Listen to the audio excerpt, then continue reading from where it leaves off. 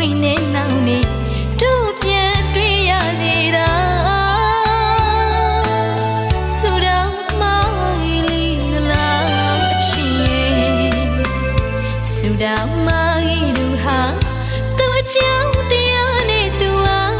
သူ့ဘာသာနဲ့မိတော်ဝီအခက်ပွေလေးတမှုရိယကဘာရဲ့မြမဟာပထဝီကြည်ပါစီအမျက်ပြေမရှိမလားကျမအသေးကျွေးပါပြီ